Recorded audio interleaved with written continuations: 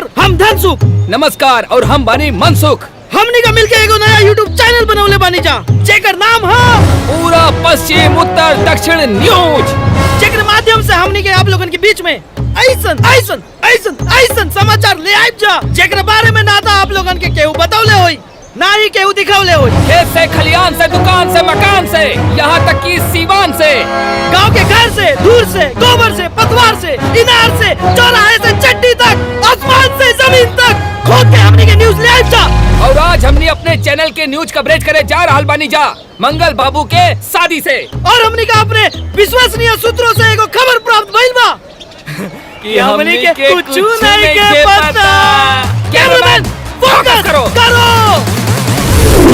हाँ तो ये देखी मनसुख और धनसुख के चैनल के पहला वीडियो। ये दोनों कौन है? लगता है कोई रिश्तेदार होंगे। हमको क्या करना है जी? लेकिन ये लॉलीपॉप क्यों चूस रहा है? आगे बढ़ रहा है, ये कहाँ जा रहा है? अरे नचनिया भी है, देखिए नचनिया लगता है बहुत नाचने वाली है, लगता है ये दोनों लाइन मार रहा है जी। देखिए मैं दोनों जनी मोट बाड़ा जा, बाकी सब छोटे बा, तुहन लोग के बस के बात नहीं के।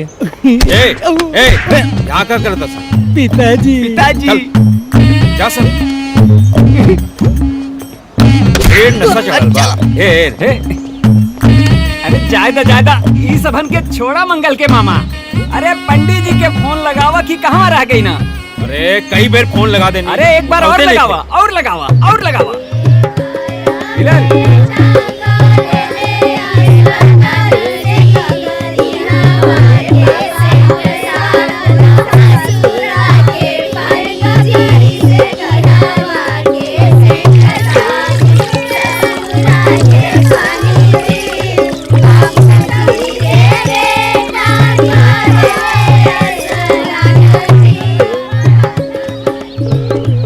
फोनवा नहीं खे उठावत। अरे फोन करके मंगल के ममुआ परेशान कैले बा। हाँ तो बोली का समस्या बा? पंडित जी समस्या ना समाधान बा, बस गन्ना बन्ना मिला दे ही ना। के कर? हमार और हमार राजा जी के। तहार और इनकर उम्र के सीमा देखले बाड़ू? न उम्र की सीमा हो, न जन्म का हो बंधन। जब प्यार करे कोई अरे लैला मजनू तो देखे सिर्फ मन। अरे हमरा तो लागत मन ना धन धन। अरे फोनवा नहीं खे उठावत।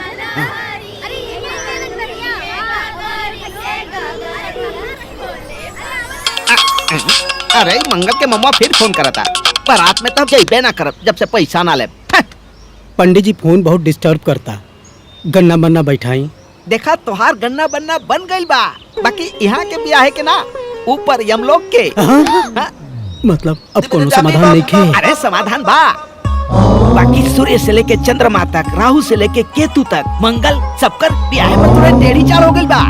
अब टेढ़ी चाल के सीधी करे खातिर पूजा हवन करावे के पड़ी, भारी खर्चा लागी। कितना लागी? अरे कम से कम 51,000 खर्चा लागी। अरे कहीं का? अरे धारा भाई अजी तो दे दी। बच गए। ठीक है दे दे। अच्छा अरे चलो तब बजावा सहनाई हो जाए बिया। जा जा जा निकल, संभाल के ले जाइए हो, कहीं तेरे ही ना करे के पड़े। हे प्रभु, हे दीनानाथ, क्या होता हो? लागत है कलयुग एकदम पीक पे आ गइल बा। पंडित जी, फिर आ गेले। हट हट हट। चली महाराज, हम ना दे भाग। चली महाराज, सब अघोरता बारात निकले के बाद। का चली? 500 रुपया मिलल का भाई? जोन तय भइल रवो के मिली ना। करी है बिया, पंडित फोकट के चाहिए। हट है बोनी करी महाराज, है ले 500 रुपया। चला चली चलाई, दुआरे तक चले के हो गई। चला दुआरे तक चलब, ओकरे आगे एक कदम ना। आई चल चली। कैसे बियाह करवाता नहीं, मुंह मत खुलवावा।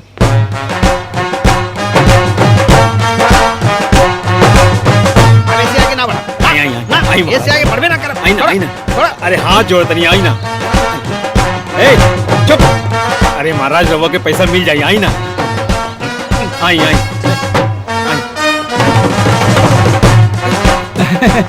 अरे आगे ना जाए। पंडित जी हाथ जोड़ता नहीं। एकरे आगे हम 1 इंच ना बढ़ा। अरे हमने के हाथ जोड़ते हैं महाराज। चली चली ना रहुआ। ना ना आ जाई ना, हाथ ना जोड़ी, पैसा निकाली। पैसा ले आई देखी। देखा 21,000 में बात भइल बा। 19,500 हमार बाकी बा। और ये पैसा हमार 19,500 जयमाला से पहले मिल जाए के चाहिए, ना तो हमार मुंह अरे खुल ना। जाओ। मुंह मत खोली, राउर पाई पाई मिल जाए। पक्का मिल जाई मिल जाई, हाँ हाँ पक्का मिल जाई। आई तो चलो थोड़ा हाँ पंडित, चलो चली। आई। चलो पुंडरीकाक्ष मंगलाय, आप दुल्हा के ले जाएं, जयमाला शुरू करवाएं।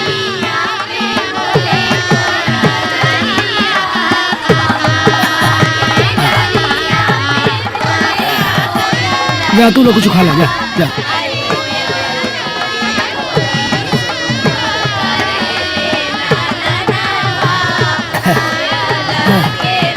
हाँ पहले तू लोग कुछ खा ला, चलो।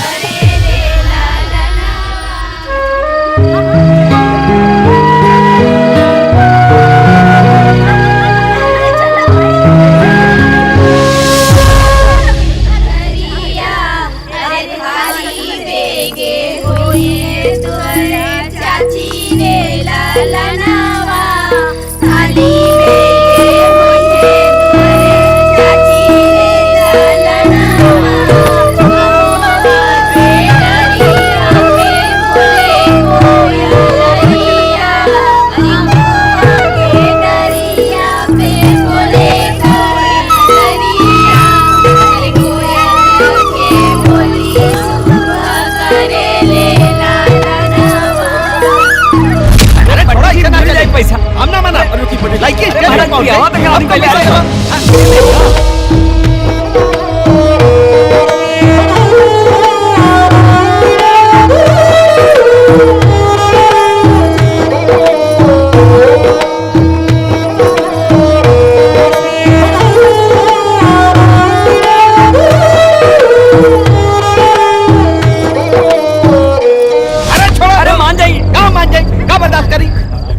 पैसा मछली के बेच कर देला लोग 1,500 200। अरे मिल जाए पंडित अरे जी। का मिल जाए, अब जमाल होके जाता ओकरा बाद खेल खत्म, का देबा ओकरा बाद। अरे मिल जाए पंडित जी। पंडित जमाला पड़े जाता, अब हम बता दे ये लड़का मंगला हो। रुक जा।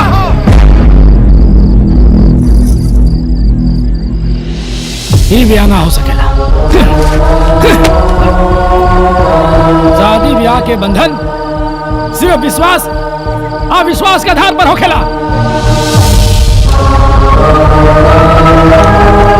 तू लोग मिलकर हमरे बेटी के साथे विश्वासघात कैला, लेकिन एगो बाप तू लोग के माफ ना कर सकेला। गाँव वाले अरे देखत का बाटा, इस अगरीन के तब तक मारा जब तक ये लोग के छट्टी के दूध याद ना आ जाए। अरे मारा दे।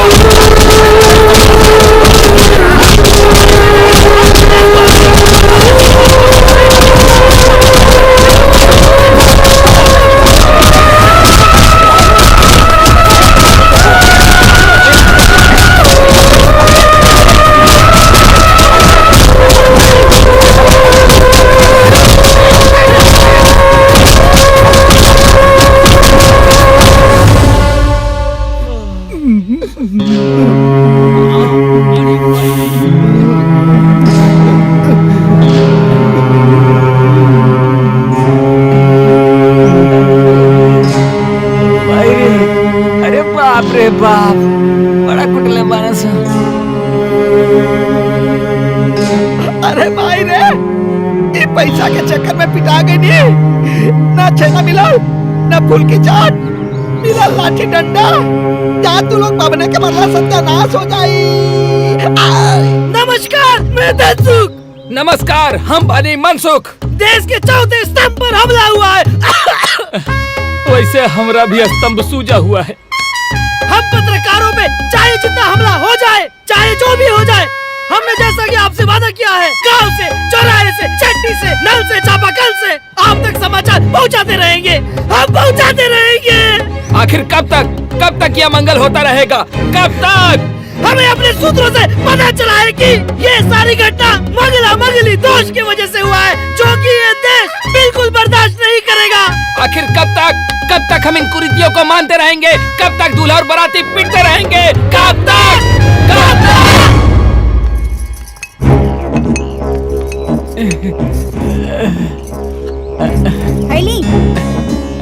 हैली ना तो ऊपर ठार दे।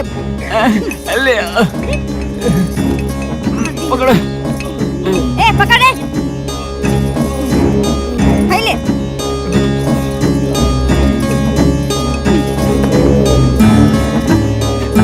तेरी मायरे। लड़का बच्चा बूढ़ पुरनिया बराती बैंड वाला मामा फूफा सब के सब पिटाइल बड़ा सन। अरे छोट छोट लड़का भी पिटा गइल बड़ा सन। अरे ठीक भाई, ई घर के मेहरारू बराते ना गइली सन, ना तो उहो कुल पिटा गइल रहती सन। अरे हई मंगल ना अमंगल पैदा भइल बा। ए जीजी कान खोल के सुन ली। वैसे तो कोनो चांस ना बा कि एकर बियाह होई, लेकिन हाँ अगर गलती से ई अनहोनी होइयो गइल ना तो हमनी के न्योता मत दे। राउर भाई अब इमली घटावे ना इहन ई जान ली।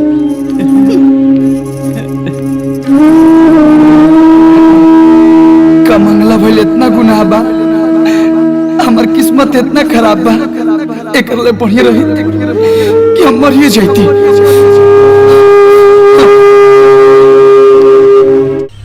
अरे हई मंगल ना अमंगल पैदा भइल बा। ए जीजी कान खोल के सुन ली। वैसे तो कोनो चांस ना बा कि एकर बियाह होई, लेकिन हाँ अगर गलती से ई अनहोनी होइयो गइल ना तो हमनी के न्योता मत दे।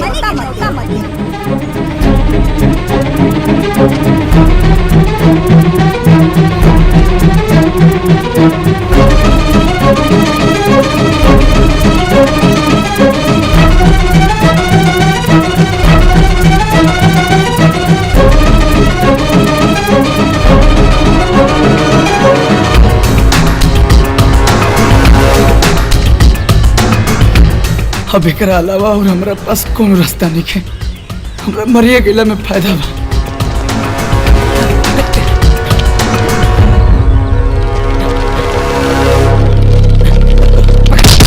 फोकस करो। आप दुल्हा थे, हम बाराती थे। आपके बारात में आप भी मार गए, हम भी मार गए। बताइए, हम तो नहीं मरना चाहते, आप आखिर क्यों मरना चाहते हैं? अब हमरा जिंदगी में जियला बाचले का बा, बदनामी के अलावा। लड़की वाला अपने दरवाजा पर बुला के ऐसा मरलसन कि केहू कुकुरों के ऐसे ना मरेला। मामा मौसा फूफा यहाँ तक हमारे बाप के भी कचार दिहलसन। मामी तो आज हमने से रिश्ते तोड़ लेली।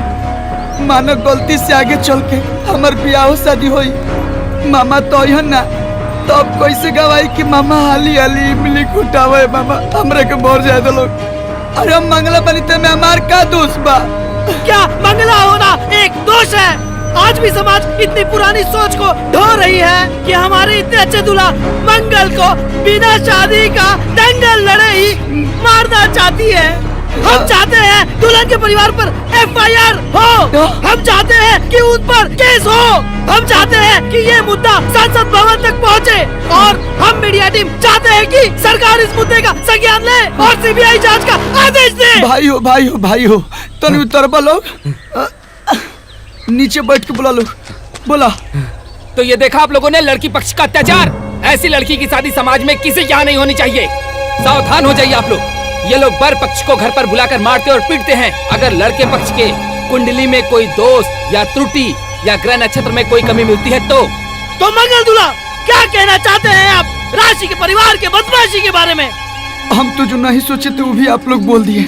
अब हम कुछ नहीं कहना चाह रहे हैं। अब हम घर जाना चाहते हैं। बाय। तो देखा दर्शकों आप लोगों ने, मंगल इतना डरा हुआ है लड़की वालों का अत्याचार देखकर। और एक बात, आप लोग इस वीडियो को इतना वायरल करें कि हमारे मंगल दूल्हा को इंसाफ मिले। और आप सब ना भूले हमारे चैनल को सब्सक्राइब करना और बेल आइकॉन दबाना। कैमरामैन फोकस करो। फोकस। क्या मंगला होना एक सोच है? आज भी समाज इतनी पुरानी सोच को ढो रही है कि हमारे इतने अच्छे दूल्हा मंगल को बिना शादी का दंगल लड़े ही मारना चाहती है। हम चाहते हैं दुल्हन के परिवार पर FIR हो, हम चाहते हैं कि उस पर केस हो, हम चाहते हैं कि ये मुद्दा संसद भवन तक पहुंचे और हम मीडिया टीम चाहते हैं कि सरकार इस मुद्दे का संज्ञान ले और CBI जांच का आदेश दे। तो ये देखा आप लोगों ने लड़की पक्ष का अत्याचार। ऐसी लड़की की शादी समाज में किसी यहाँ नहीं होनी चाहिए। सावधान हो जाइए आप लोग। ये लोग वर पक्ष को घर पर बुलाकर मारते और पीटते हैं। अगर लड़के पक्ष के कुंडली में कोई दोष या त्रुटि या ग्रह नक्षत्र में कोई कमी मिलती है तो मंगल दूल्हा क्या कहना चाहते हैं आप राज के परिवार के बदमाशी के बारे में? हम जो जो नहीं सोचे थे वो भी आप लोग बोल दिए। अब हम कुछ नहीं कहना चाह रहे। तो देखा दर्शकों आप लोगों ने, मंगल इतना डरा हुआ है लड़की वालों का अत्याचार देखकर। और एक बात, आप लोग इस वीडियो को इतना वायरल करें कि हमारे मंगल दूल्हा को इंसाफ मिले। और आप सब ना भूले हमारे चैनल को सब्सक्राइब करना और बेल आइकॉन दबाना। कैमरामैन फोकस करो, फोकस। चुप रहो बे। देखा दरअसल ये पूरा समाज में हमारा हमारी बिटिया का बदनामी कर होता। हाँ बाबूजी। हम अपन बेटी के ब्याह मंगला से ना होके दे, एक जान जोखिम में ना डाल सकिले हम। हाँ ऐसा बदनामी करिए कुल तो हमार बेटी से ब्याह के करी। लातन के भूत बातन से ना मनिहन सन। माई सही कहा तारी बाबूजी, सही कहा तारी। हाँ। एके मरे के शौक बना, एके मार के आवल जाई। ए बेटी निकाल तलवार लाठी डंडा। हाँ। चल मंगरा के यहाँ। हाँ हाँ हम अपनी सहेली सबके भी बुला लेता हाँ है। बुलाओ चल।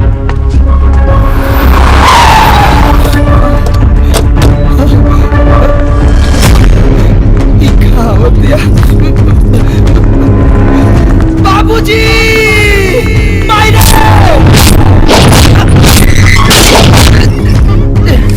बाहर निकल। ना ए मंगला बाहर निकल। ना अब तो हर शादी के ना मौत के वीडियो वायरल हुई। तू लोगन के शर्म नहीं खियावत? मीडिया से झूठ बोल के हमनी के बदनाम करत अड़सा। तो हर लइका मंगला बात पहले काहे ना बतौले रहला? अरे तोहन लोग की वजह से हमारे बाबूजी के लाखन का नुकसान हो गई। सजावट के, टेंट के, हलवाई के, लाइट के और तो और हमारे मेकअप के गहना वहना बनल हुआ अलग और तो और तिलक के तो हम अभी जोड़ते ही नहीं की। अब हम जाके मीडिया वालन के बताएं ना कि तू लोगन की वजह से लड़की वालन के कितना नुकसान भइल बा। अगर हमनी के चाहब ना तो तू लोग के दहेज के केस में जेल के अंदर भिजवा दे। बाबूजी कुत्ता क्या कलर है? धोनी के मनसा और साजिश कुल हम समझता नहीं है। धोनी का क्या लागत रहे हैं? धोनी के लागल इस समाज में हमार बिटिया बदनाम हो जाए, हमार बिटिया के बेइज्जती हो जाए, ब्याह न होके। आचरा में मत लुको। गिद्ध के गोरौले गोरू नहीं मरेले। कचरा में लुकाते रहे। अरे हम रिटायर फौजी है रे फौजी। हम बॉर्डर पे अपन देश के रक्षा करत रहिया। ए समाज में अपन बिटियों का रक्षा कर सकीले हम। हाँ देखा था सर मारो सुने उनके। बाहर निकल।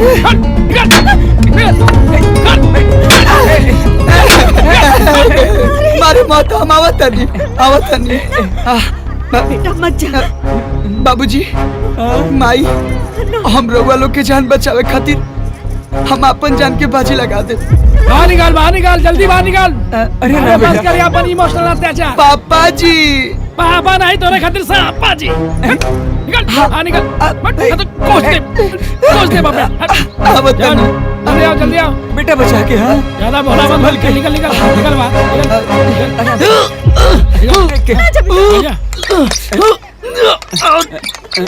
खुलते नहीं खे। खुला बेटा नहीं आवत नहीं पापा जी आवत नहीं।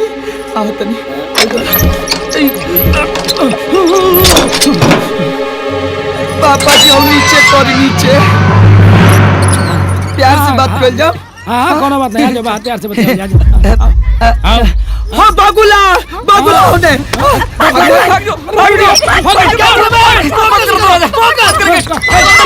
आओ, हम लोग पीछा करते हैं।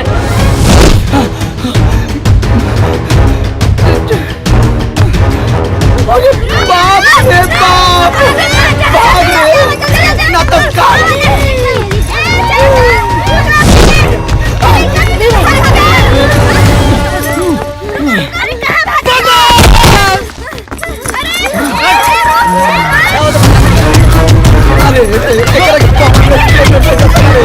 वो भाग रहा, जल्दी आओ, जल्दी।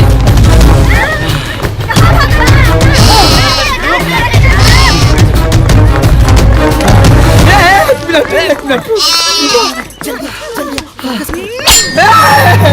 कैमरामैन जूम करो, देखो, कैमरामैन फोकस करो, एक मिनट रुक जा। लगातार फोकस करते रहो कैमरामैन, अच्छे से। देखो हम थक गनी, अब हमसे ना भागल जाए। या तो तू एक बार में साफ कर दा, ना तो हमके माफ कर दा।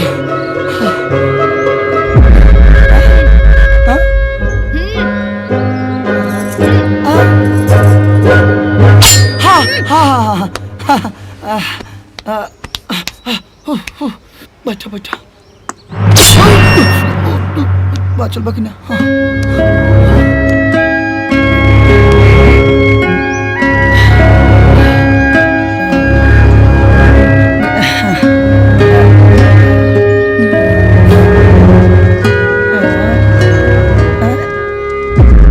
ओके पता बा, जब एक लड़की के दरवाजा से बारात बिना बियाहे वापिस हो जाला तो लड़की को कितना बदनामी होला।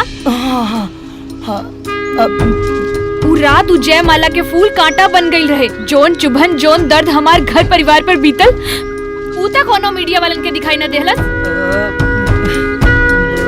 अरे झूठ बोल के शादी करे से अच्छा रही कि तू सच बोल देले रहता तो इतना तकलीफ ना भइल रही।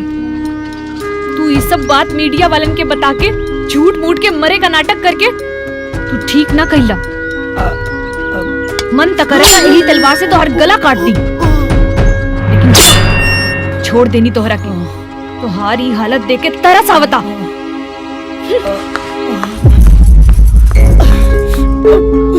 हम कितना भागा बनी, औरत तनिका हो जाता का मीडिया वाला। तो मिल गया हमें नया मसाला। वर पक्ष पर हो रही है जास्ती, अब इस मुद्दे पर होनी चाहिए बड़ी बहस। तो हम अपने वीडियो के माध्यम से वर और वधु पक्ष दोनों को करते हैं आमंत्रित चौकी पे चर्चा में। और जो भी इस चर्चा में नहीं पहुंचेगा तो होगा उसमें सबसे बड़ी खोट और लगेगी दर्शकों को चोट। कैमरामैन फोकस करो। तो अब हम चलते हैं अपने भाई मनसुख से मिलने, जिसकी तबीयत खराब हो गई है कल बारात में मार खाने से, और लेते हैं उसका हाल, क्योंकि उसका भी चर्चा में पहुंचना है बहुत ही जरूरी। अरे मिल गए रतन सकरी लोगन तो मार के घरवा भर के हाथ गोड़ तोड़ देले रहती। पापा मम्मी दीदी और एगो वीडियो डाल देलक रिपोर्टरवा। तो मिल गया हमें नया मसाला। वर पक्ष पर हो रही है जांच, अब इस मुद्दे पर होनी चाहिए बड़ी बात। तो हम अपने वीडियो के माध्यम से वर और वधु पक्ष दोनों को करते हैं आमंत्रित, और जो भी इस चर्चा में नहीं पहुंचेगा तो होगा उसमें सबसे बड़ी खोज चौकी पे चर्चा में। चर्चा चौकी पे चर्चा। हवा मगरू ऐसा खर्चा देव ना कि पीछे मरचा लग जाये उनके।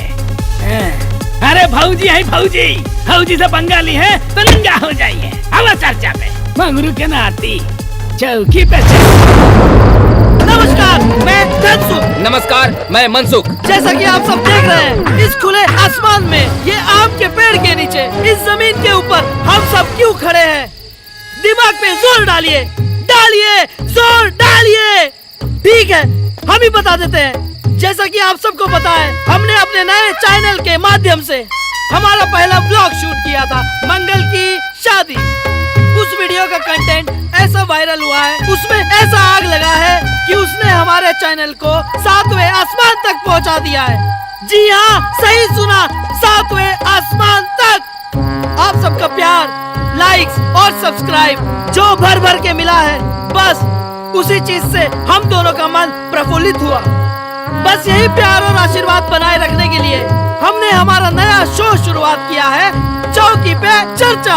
जैसा कि आपको पता है कि लड़का एक मांगलिक है जिसकी शादी झूठ बोल करके कराई जाती है। जब लड़की पक्ष को इसकी जानकारी होती है तो लड़की पक्ष इसको मारते पीटते हैं, यहाँ तक कि बारातियों को मारते पीटते हैं, जो कि गलत है। लेकिन दूसरे दिन लाठी और तलवार लेकर के वर पक्ष के यहाँ जाना, उनको मारना, धमकाना, जो क्रिमिनल एक्टिविटी है, क्या ये सही है? हम इन्हीं सब विषय पर चर्चा करने के लिए हम वर पक्ष वालों को बुलाए हैं। अभी तक तो किसी व्यक्ति या वर पक्ष की जानकारी यहाँ तो नहीं है। ये लो, वर पक्ष आ गए। चलो उनका स्वागत करते हैं। कैमरामैन फोकस करो, फोकस। वर पक्ष यहाँ आ चुका है। आइए आइए बैठिए, आपका स्वागत है। आइए कैमरामैन फोकस, फोकस। जैसा कि आप देख रहे हैं कि वर पक्ष यहाँ चौकी पे चर्चा में पहुँच चुका है। कैमरामैन फोकस करना। आइए पूछते हैं, कैसा लग रहा है आपको यहाँ हमारे चौकी पे चर्चा में आकर? आने में कोई दिक्कत तो नहीं हुई? कैसा लग रहा है मार खाने के बाद? बोलिए, कैसा महसूस हो रहा है मार खाने के बाद? भारत के इतिहास में पहली बार ऐसा हो रहा है कि वधु पक्ष से मार खाने के बाद वर पक्ष ने एकदम चुप्पी साधी है। हम भी जानना चाहते हैं, हमारे व्यूअर्स भी जानना चाहते हैं, देश जानना चाहता है। बताइए, क्या लगता है आपको कि वो हार गए? वधु पक्ष अभी तक नहीं आया है। क्या लगता है पिताजी? आप तो बताइए, आएंगे वो? आएंगे या नहीं आएंगे? आएंगे? आएंगे या नहीं आएंगे? आएंगे वो? बोलिए, बताइए, आएंगे वो? बोलिए, बताइए, क्या वो लोग आएंगे? आएंगे या नहीं आएंगे? जानना चाहता है भारत। एक मिनट। वधु पक्ष आ चुका है, आइए स्वागत करते हैं। वधु पक्ष पहुंच चुका है। कैमरामैन फोकस करो, फोकस। वीडियो बाज गड़ा मुर्दा के फिर से खोदे वाला बात सुना पहले। चाचा जी, आपको पहले चौकी पे आना पड़ेगा क्योंकि आप चौकी पे चर्चा पे आए हैं। आइए आइए, वर और वधु पक्ष दोनों ही पहुंच चुके हैं चौकी पे चर्चा में। कैमरामैन फोकस करो। तो आइए शुरू करते हैं आज का ये डिबेट। तू लोग पहले तो चैनल बंद करा और कान खोल के पहले हमारी बात सुना। जंग के मैदान होके चाहे डिबेट के मैदान होके, एगो फौजी कबो पीठ दिखा के नहीं भागेला। अरे हम सरहद में गोली बम बारूद से डराइबे ना कहीं नहीं, तो तू लोग का छोट बड़ डिबेट से डरा जाए। अरे तू लोग का जोर पूछेगा बात, जैसे पूछेगा बात, जहाँ से पूछेगा बात पूछा। अरे हम छाती ठोक के सच्चाई के साथ जवाब दे पूछा। तो जैसा कि आप सबको पता है कि वर पक्ष ने अपने बेटे की शादी कराने के लिए झूठ का सहारा लिया और ये झूठ हो गया है बेनकाब, जिसके एवज में घरातियों ने बारातियों को दूल्हा मामा सबके समेत पीटा। यहाँ तक तो बात ठीक थी, लेकिन वधु पक्ष द्वारा वर पक्ष पर दोबारा हमला करना कहाँ तक उचित था? हमला क्यों किए? बताएंगे इसके बारे में। एक एक कारण तू ही लोग हवा। तू लोगों के अपन समाचार खातिर खाली मसाला चाहिए। भला केहू के बहन बेटी की इज्जत तार तार हो जाए। उनके लड़का फांसी लगावे गए रहे, हमारे वीडियो बोले रहे फांसी लगावे खातिर। अरे समाज के चौथा स्तंभ हुआ तू लोग, वीडियो बना के वायरल कर देला। कहाँ वाले सब? जब हमारे बिटिया के समाज में बदनामी भाई मंगला होकर कोनो पाप नहीं होला। तो हर लड़का मंगला बा तो लड़की मंगली खोजला। तो झूठ बोल के ही ब्याह करावत रहे हम। यदि हमारा बेटी के कुछ हो जात तो उनके लड़का के मुंह देख के हम चेती, भगवान न करे उनका लड़का के कुछ हो जात तो हम अपना बेटी के लेके कहाँ घूमते। अरे शादी ब्याह विश्वास के आधार पर होखेला, झूठ और विश्वासघात के आधार पर नहीं। सोच समझ के कल जला शादी। पूछा उनसे, चुपचाप काहे बैठल पड़े? पूछा काहे विश्वासघात कर लिया? कैमरामैन फोकस करो। बताइए, ये जो भी आरोप आप लोगों पे लगा रहे हैं या जो भी बातें बोल रहे हैं, इसमें कितनी सच्चाई है? बताइए, आप भी बताइए, आप बताइए। ई लोग तो कुछ ना बोली, लेकिन हम चुप ना रहब, हम जरूर बोलब। अरे हमरे मर्दा के ऐसा जगह पर मरले वालो कि वो ठीक से पैखाना तक ना कर सकतारन, और हमार छोट छोट दो लइका हंसत लॉलीपॉप खात रहला सन, लॉलीपॉपे खात रहला सन, लेकिन दिन भर रोवत रहला सन। अरे ई परिवार बा, एकर पूरा खानदान आतंकवादी बाड़न सन। क्या बोल लू तू? अरे रेट पे बताइए तू। अरे जाके अपन बेटा के तारे मत अरे चौकी पे चढ़ बोलने से चुप जैसे हमरे शादी के और तमाशा मत बनाओ लोग।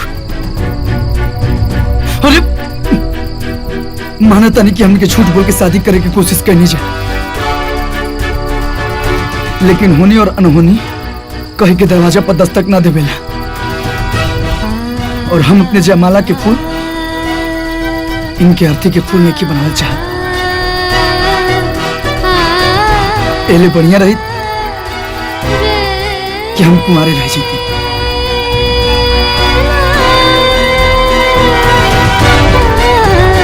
देखी हमने की गलती कैले बनी जाए,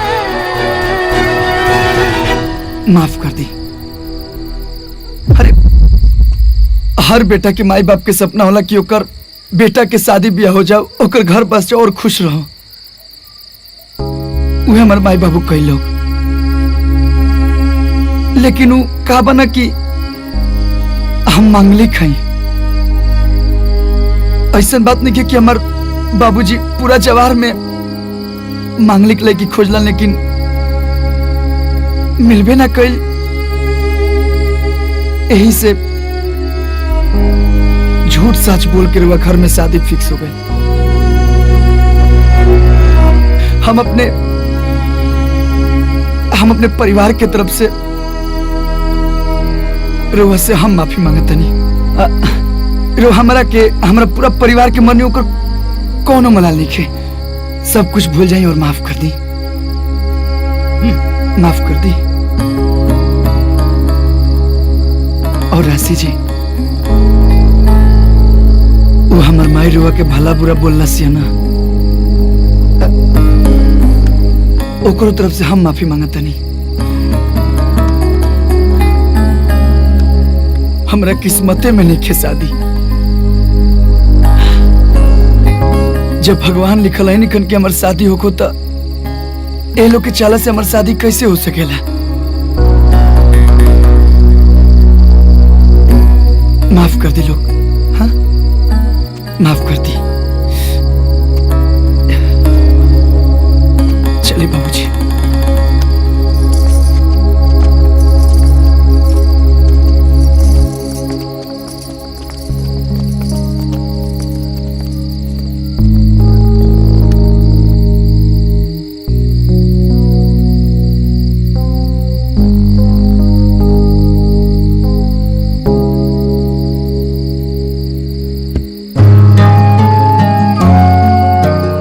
मानता नहीं कि हमने झूठ बोल के शादी करे की कोशिश करनी जाए,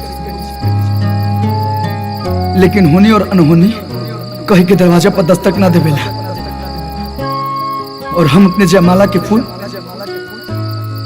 इनके अर्थी के फूल नहीं बनावल चाहत। एले बढ़िया रही कि हम कुंवारे रह जीते। हमने की गलती कैले बनी जाए, माफ कर दी।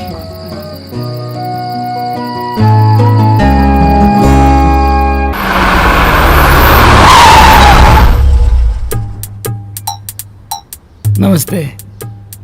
नमस्ते।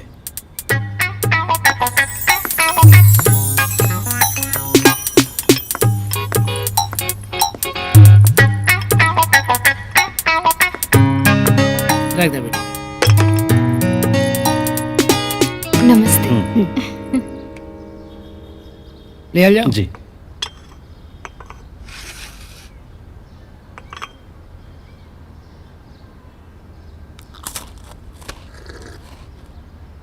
चाय तो बहुत बढ़िया बनल बा। देखिए भाई साहब, आप चुप रही ना, हम बोला था नहीं। देखिए भाई साहब जी, वैसे तो दान दहेज की हमनी के सख्त खिलाफ बनी जा। ये तो बड़ा पना आपके। पर गांव समाज भी तो कुछ होला नू। उपहार समझ के आप कुछ भी दे हम ना तो हमनी के रख ले। वैसे तो लोग 10 लाख 5 लाख 15 लाख मांगेला,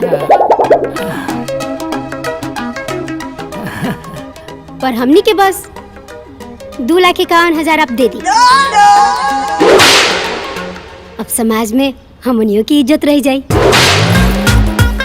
मड़ा में जैसे लड़का के अंगूठी, सिकड़ी, घड़ी, जैसे कि छोट मोट गाड़ी, बुलेट। हाँ, बुलेट। हाँ हाँ जी, हाँ हाँ बुलेट, हाँ हाँ हाँ जी हाँ, तो आप दे दे हम ना, तो मड़वा की शोभा बढ़ जाई नू।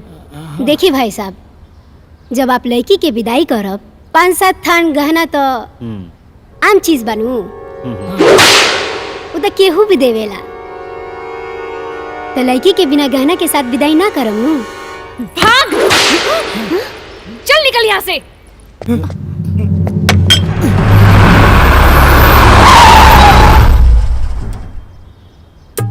नमस्ते। नमस्ते। पानी पिया।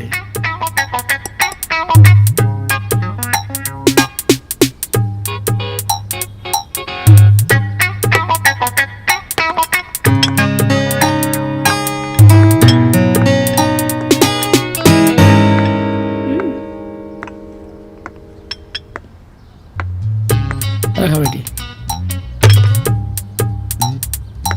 नमस्ते।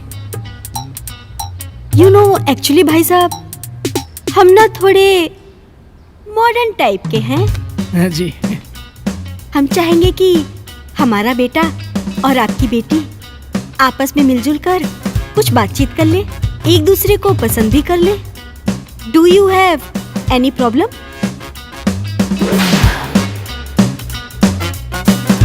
ओके बेटा।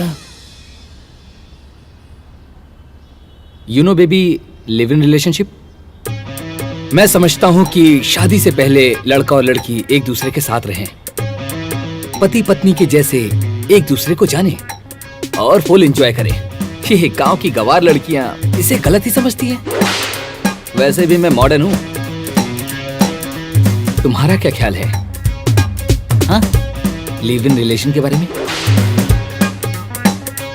वैसे अगर मैं तुम्हें पसंद ना हूं और तुम मुझे, तो एंजॉय करके अलग हो जाएंगे।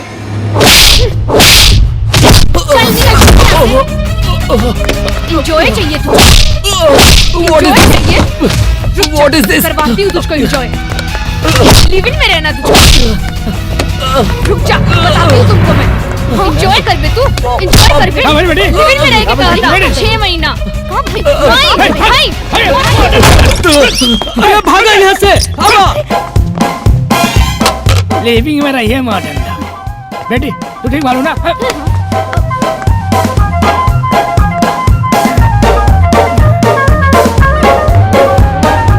हम पाप कर दिले का?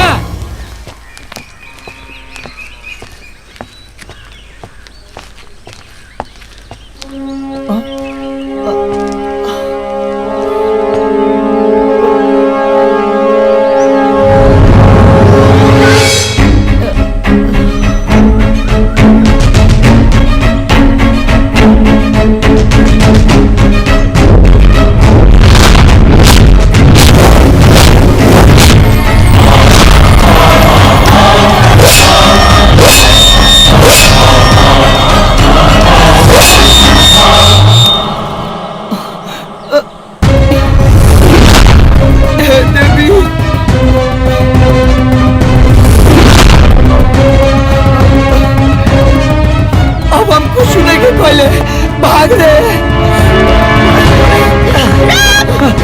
कहाँ जाता? चल भाग ना, आज ना से दौड़ा दौड़ा के हमें खपा होता।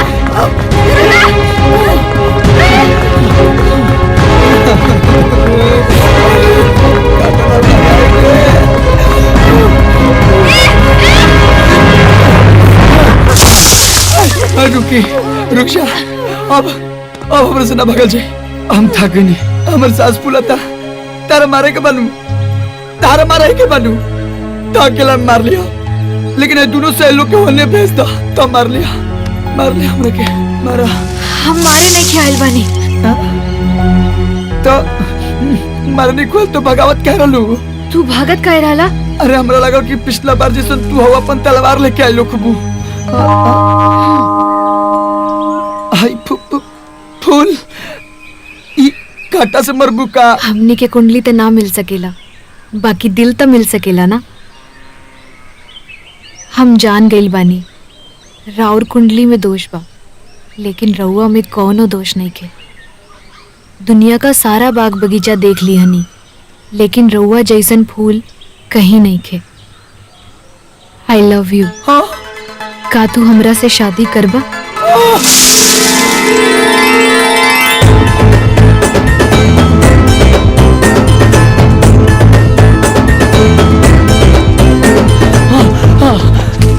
का कलू आई लव यू। हाँ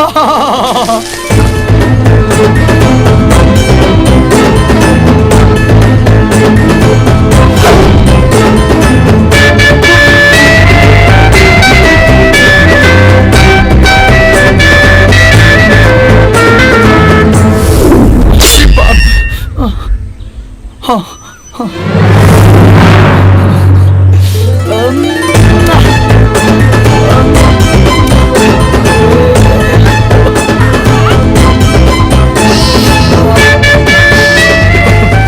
काकुलू फिर से बोलो। I love you. I love you two.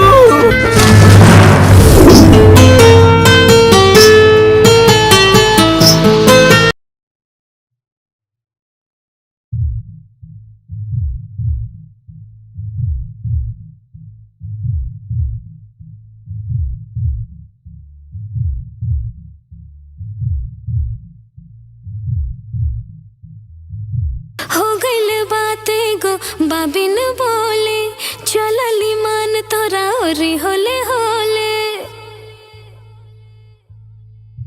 हाँ हो गइल बाते गो बाबिन बोले चलली मान तोरा ओरी होले होले। गजरा कलम के काम कैलस दिल पे गजली लिख गइल होठवा। हाँ हाँ हाँ हाँ होठवा करेला माना बाकी अखिया में प्यार दिख गइल। होठवा करेला माना बाकी अखिया में प्यार दिख गइल।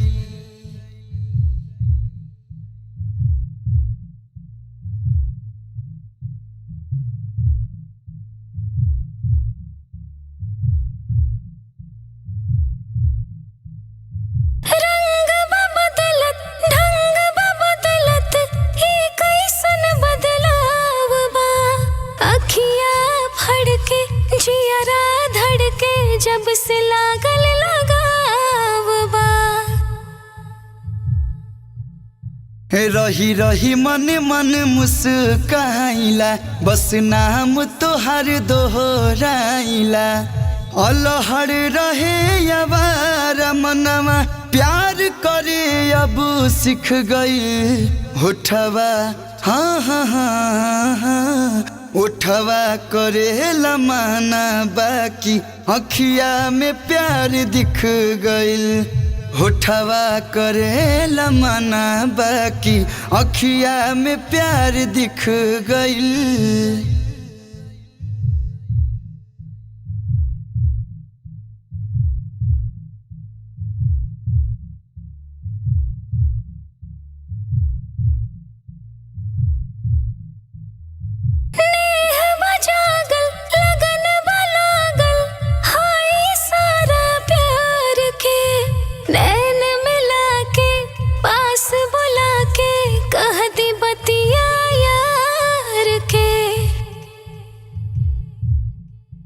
एहसास समझ में आवता केहू हमारा पजान लूटावता।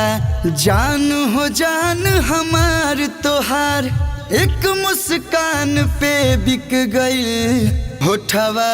हाँ हाँ हाँ हाँ होठवा करेला माना बाकी अखिया में प्यार दिख गइल।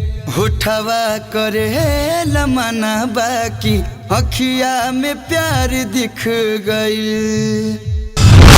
राजी का हुआ मिलन। राजी ने मंगल को गुलाब का फूल दिया अपने प्यार का इजहार। मंगल और राजी की जोड़ी हुई हिट। नमस्कार, मैं धनसुख। नमस्कार, मैं हूँ मनसुख। तो जैसा कि आप लोगों ने देखा, हम लोगों ने अमंगल को भी मंगल बना दिया। कुंडली चाहे मिले ना मिले, हम लोगों ने दो दिलों को मिला ही दिया। हम ऐसे ही समाज में फैली कुरीतियों के खिलाफ अपनी आवाज बुलंद करते रहेंगे।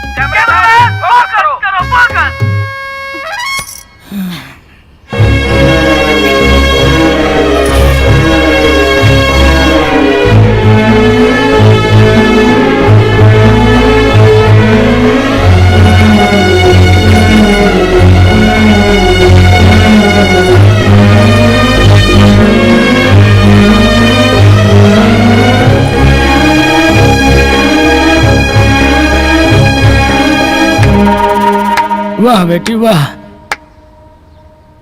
हमरे 25 साल के प्यार दुलार के बहुत बढ़िया सिला देलू हमके। यही दिन खातिर तो के शिक्षा और संस्कार देले रानी ना। जोन लइका हमरे इज्जत के समाज में तार तार कर देला, पूरे बिरादरी में हमार तोहार तमाशा बना देला। तू वही लइका से शादी कर जाता लू। ये शायद हमरे प्यार दुलार में कमी रहल, शायद हमरे संस्कार में कोनो कमी रह गई। सही कहल गइल बा, विनाश काले विपरीत बुद्धि। मुका देखा था, समझावा अपना लाडली के। बेटा, तू जानबूझ के माहौर काहे खाता रू? तू जाना तारू ना वो लइका मंगला हा। अरे काल के तहरा कुछ हो जाए तो हमने दोनों के का होई? कैसे जियब जा?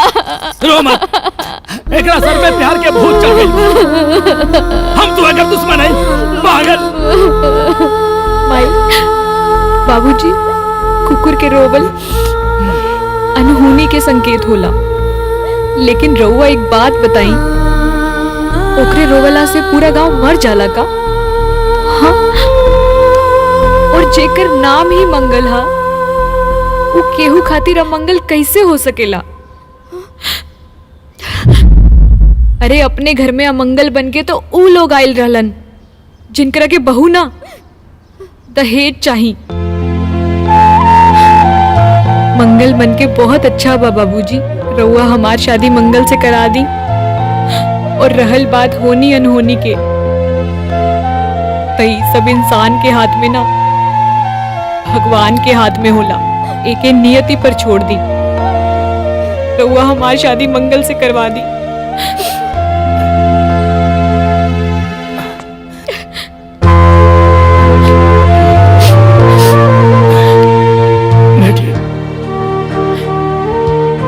संतान के खुशी के आगे एगो बाप के जिद और समाज के मान मर्यादा के कोनो मतलब नहीं होला।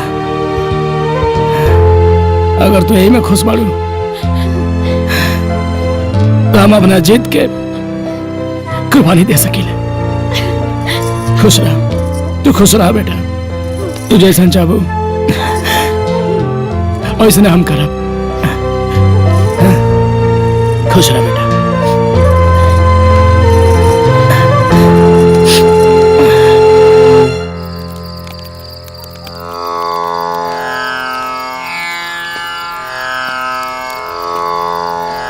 प्रणाम गुरुजी।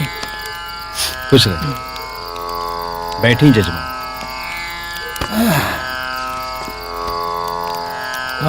क्या बोल गुरुजी, कुछ बताओ जाओ सदिया के बारे में।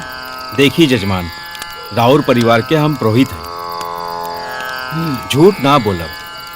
लइका मांगलिक बा और राउर बिटिया मांगलिक नहीं खे। ऐसे बिटिया के ब्याह ई लइका से करावल उचित नहीं खे। देखिए पंडित जी, अब उचित अनुचित सोचे खातिर समय नहीं खे। मानी दे देव नहीं तो पत्थर। अब आप बताओ, यहाँ आप नया घर बनवाने वाले, अब आके गिद्ध बैठ जाओ तो घर थोड़ी छोड़ जाए जाए। जी नहीं, कोनो लड़का नौकरी ज्वाइन करे जाता ओके रहा बिलार काट दे तो नौकरी छोड़ दिया अपन नहीं छोड़ी ना। हम आपके वह बताओ चाहते हैं कि लोगन के काम लोग कुछ ना कुछ तो कहबे करिए। हाँ? एक मतलब ही नहीं कि नास्तिक हैं गुरुजी। हम गुरुजी एगो बाप बन के सोचे, हमारे लड़की यदि आ गई कहते हैं कि हम ब्याह करब तो वही लड़का से ब्याह कर। अब बताओ हम क्या करें।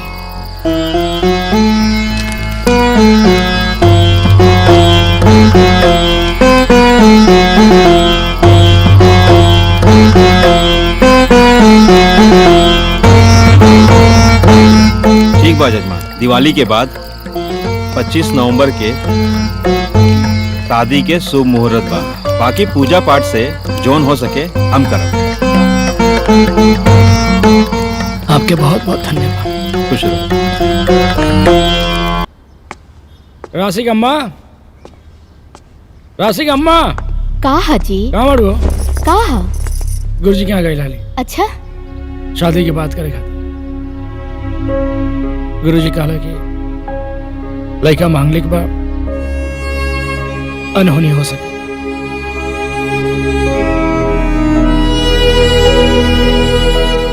बेटा हम तुम्हारे बाप हैं, तोरा खुशी खातिर कुछ कर सके, तू चिंता चन कर। हम तो शादी वही कैसे कराए। हम पंडित जी से बात भी कैले हैं, दिन तारीख सब रखा गई बा और पंडित जी कहला कि जितना पूजा पाठ हो सके वो करी है ताकि दुष्प्रभाव के असर कम रहे। अब खुश बालो ना? खुश बेटा, हम तुम्हारे सामने ही समझी जी से बात कर लेते हैं, ठीक बा?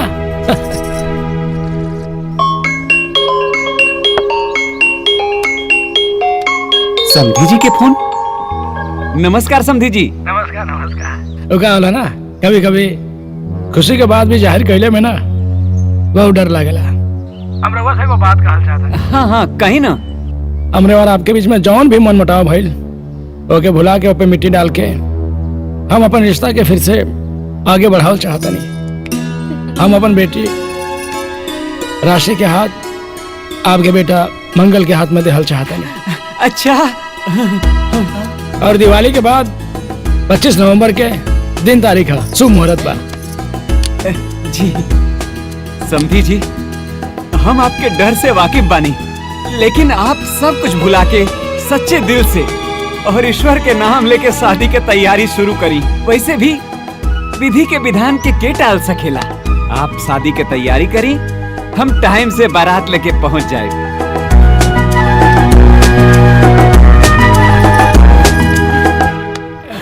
अरे बेटा, समधी जी शादी के लिए मान गई ना? सच्ची? आप खुश पड़ा ना?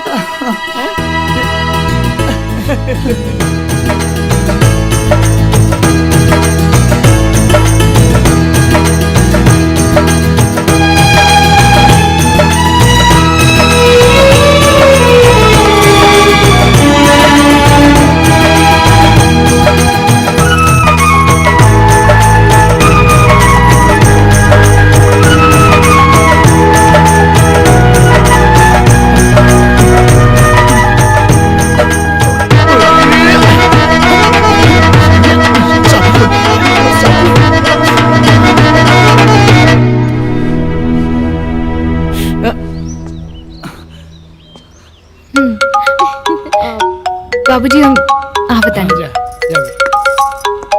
चलो आओ।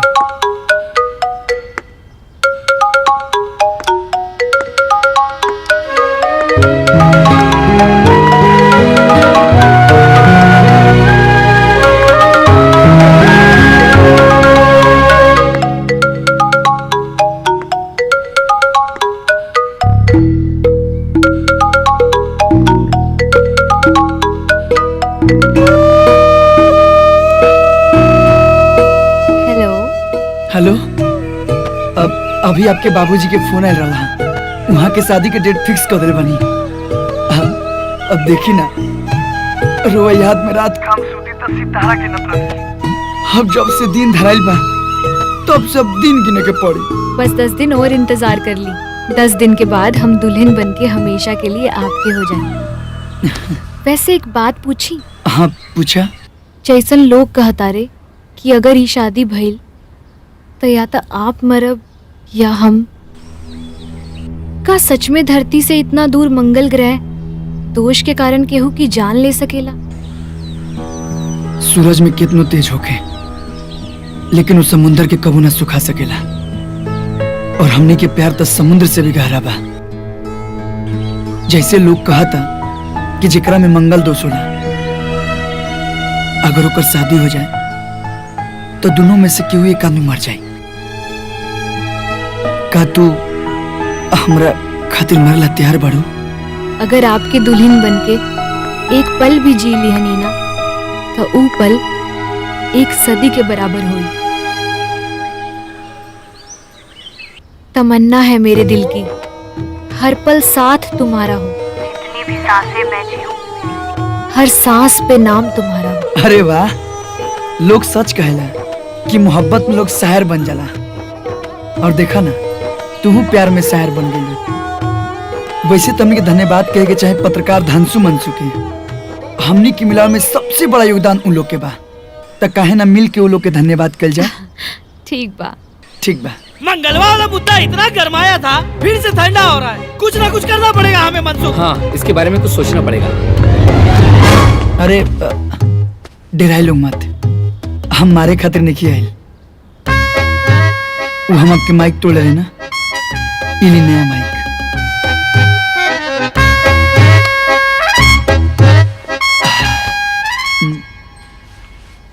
उकाबा की पत्रकार लोग के माइक माइक ना, करोड़ों लोगन की आवाज होला, और ई माइक रउआ लोग के नया आवाज और नया सोच खातिर। अगर आप लोग माइक में अपन आवाज बुलंद ना कर रही थी लोग, तो आज हम और हंसी एक ना हो पाती, और हमने की शादी ना हो पाई। तो माइक से आप लोग ऐसे ही एक से बढ़ के एक मुद्दा उठावत रही, और नामुमकिन के मुमकिन करके दिखाई। दिल से बहुत बहुत धन्यवाद, और शादी में आए लोग जरूर, आप भी। चला चले के कैमरामैन फोकस करो, दर्शकों को बताते हैं।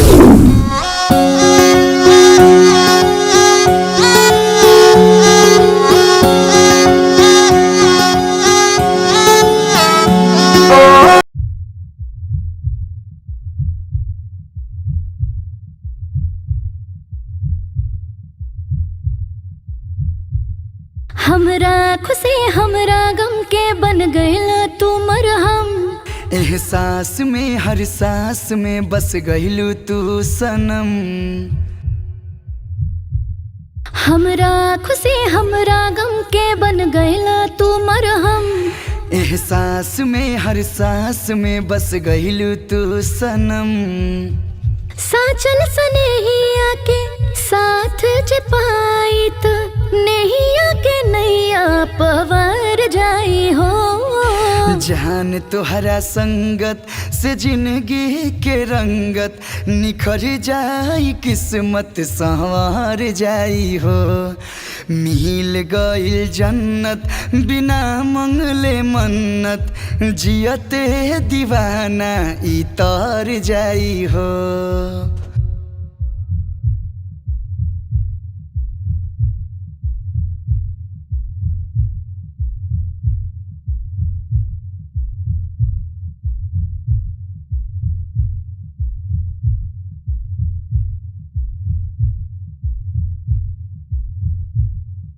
नयन में सजन के राखब कजरा जैसन शौक से, पन पिरतिया न जाकत नोक झोंक से।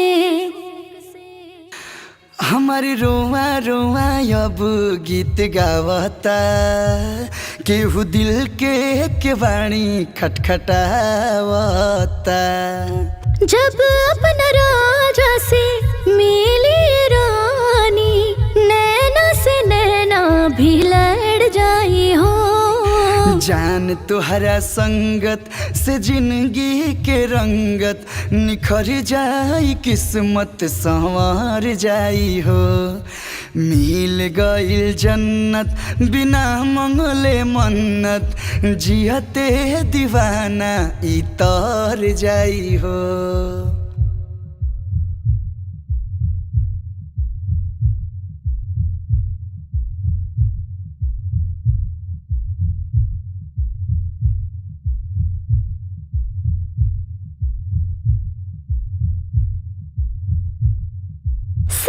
सावन जोड़ के करब सोरा हो सिंगार हो।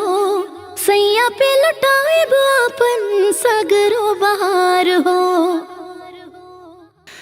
भगवान दिहले भाग से मिलाई हो, साथ चलब बन के परछाई हो। जगमग सजी अपन जिंदगी के जलसा, कलसा में गंगा उतर जाई हो। जान तुहरा संगत से जिंदगी के रंगत निखर जाई, किस्मत संवार जाई हो। मिल गईल जन्नत बिना मंगले मन्नत, जियते दीवानाई तर जाई हो।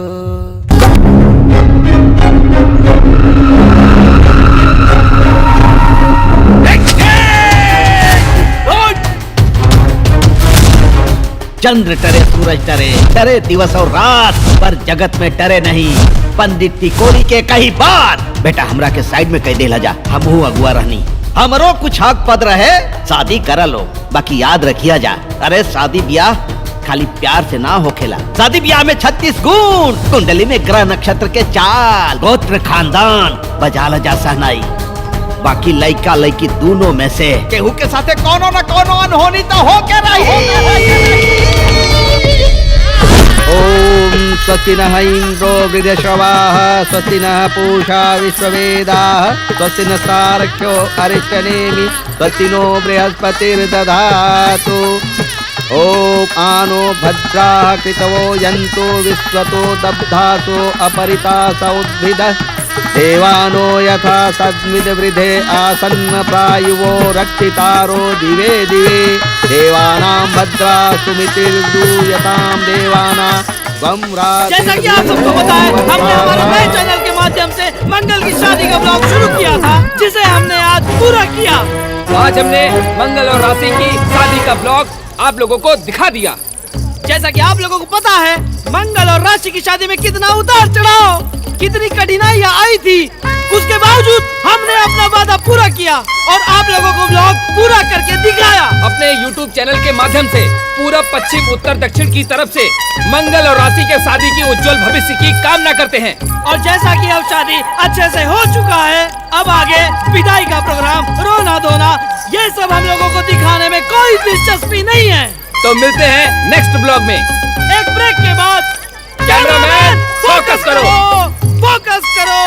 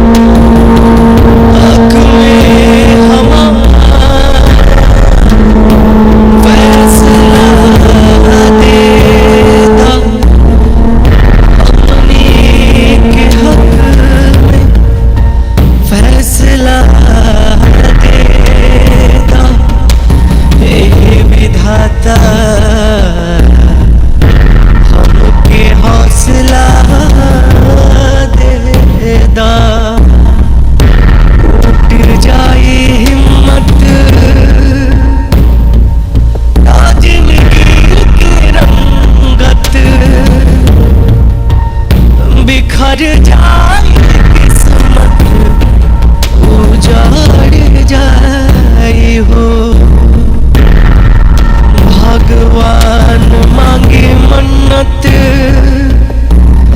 जे छू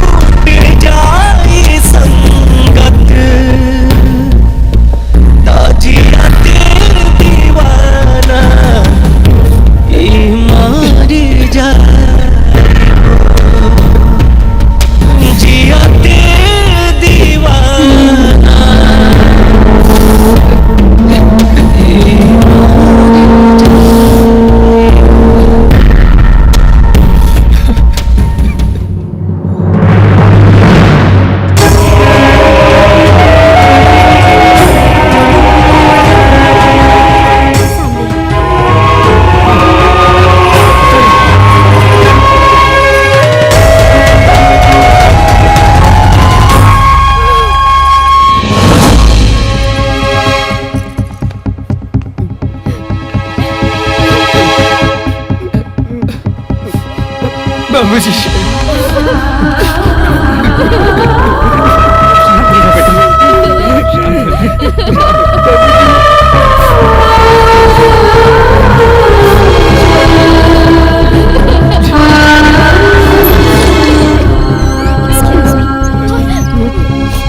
क्या हुआ मैम? देखिए क्या हुआ वो तो मैं आपको बता ही दूंगी, लेकिन आपको काफी ज्यादा चोट आई है। आप पहले ड्रेसिंग करवा लीजिए। नहीं नहीं, हमको कोई चोट नहीं आई है, वो राशि का ब्लड है। देखिए पेशेंट की हालत बहुत सीरियस है और वो कोमा में जा चुकी है। हम दवा कर रहे हैं, आप सब दुआ कीजिए।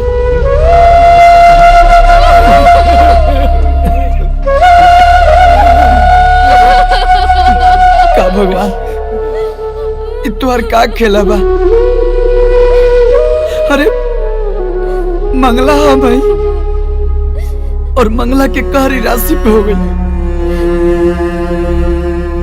हमरा जो नौके के चाहिए तो हमके एको खरोच तक ना आई। अरे हमारी भाग लो मेरा नहीं, अपना बेटी के प्यार में। अरे हम क्या के बात ना ही माने के चाहते हैं। पंडित जी पहले कलर रहे कि बिया ना हो के चाहिए। हम क्या करें बाप? हम कहाँ जाए? क्या करा बस? अरे बेटा बेटा, हमरा के लागत है कि टिकोरी पंडित के पास चले के चाहिए। उन्हें बताइए कि क्या उपाय करे के बा। चला उन्हीं के पास चल के ही पता चली। हाँ, चला चले।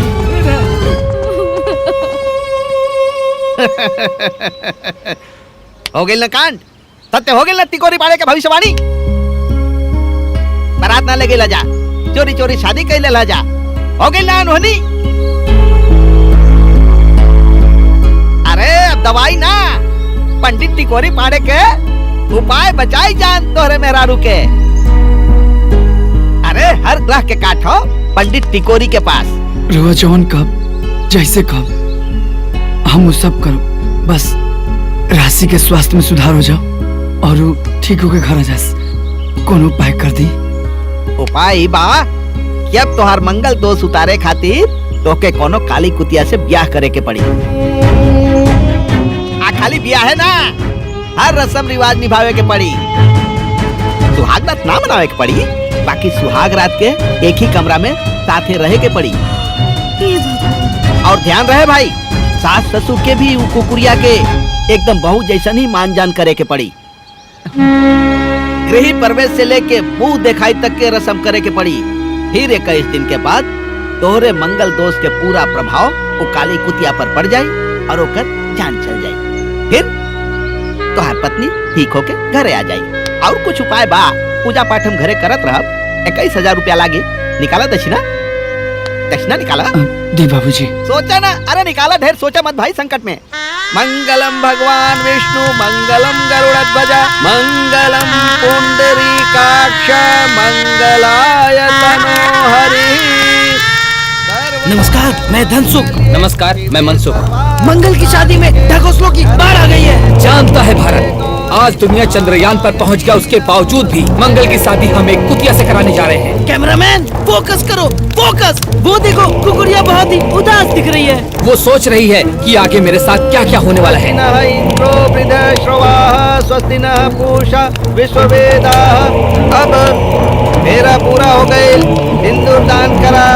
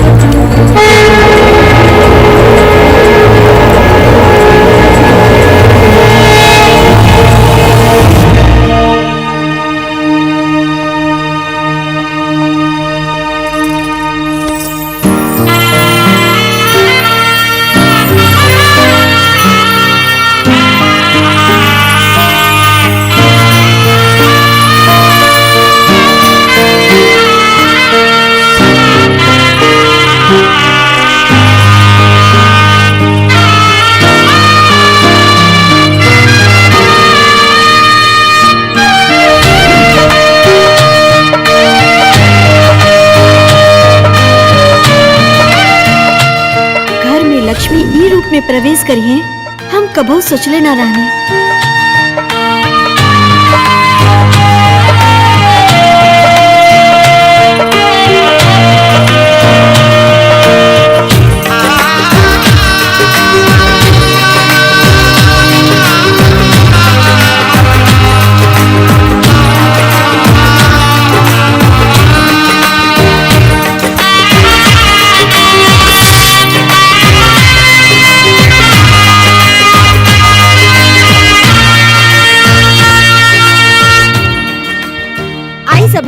मुंह दिखाई की रस्म कर जाओ। ए बिमला भौजी, अरे एक ठो बात कही, गांव में तो बड़ी पतो आईली, लेकिन तोहरा पतो के जवाब नहीं खे। वैसे रौरे पतो के नैहरो नंगी चाहिए बा, कबो फुदुक के नैहर में तक कबो फुदुक के ससुराल में। अरे तू लोग के शर्म नहीं खे आवत? आपन लोग के मजाक उड़ावत अरु लोगन। हमरा सबक नहीं खे लागल कि एकरा से अपन बेटा के बियाह करी। हमरा बहू के जान खतरा में बा। अगर ये रस्म रिवाज कैला से हमार बहू के जान बच जाए और हमरा बेटा पतों के घर बस जाए तो रौरा सबके कौन तकलीफ बा? अब रौरा सबके जब सोचे के बाद तो रौरा सब सोची।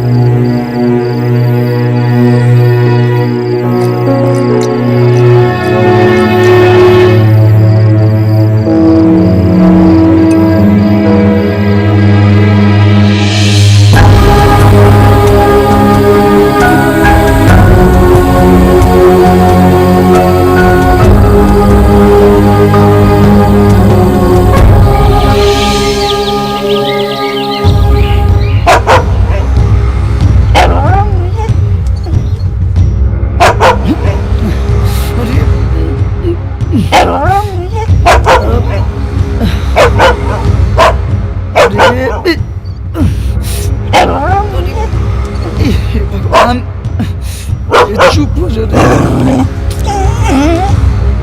अरे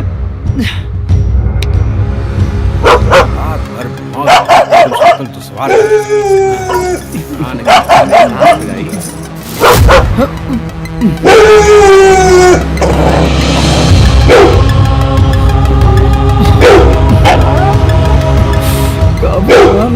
चुप, अब चुप चुप चुप चुप चुप मुझे न रे, चुप चुप चुप।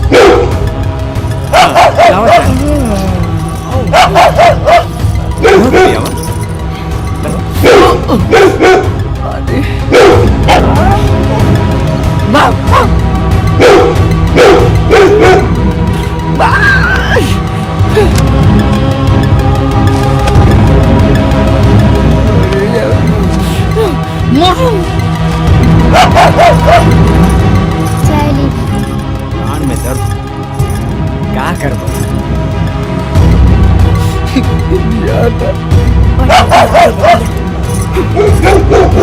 भौजी, कि सवेरे सवेरे तहर पतोहिया काहे इतने चिल्लाती हो? अरे ओकरा नैहर के याद आवत होई, दूसर गांव से एक गांव में आइल बिया ना, यही से चिल्लाती होई। तू लोग अपन ताना मारन ना छोड़बू लोगन, तोहनी के सब पता बा क्यों काहे आइल बिया। अब बाकी तो सभे के पता बा कि बहुरिया घर में आवेले तब भजन कीर्तन सुने के मिलेला। अब मजबूरी है ना बा, जब तक बेटा के ग्रह नक्षत्र कट न जाओ और बहू घर में आ न जाओ तब तक सुने के पड़ी। सुने के आदत डाल लो लोग।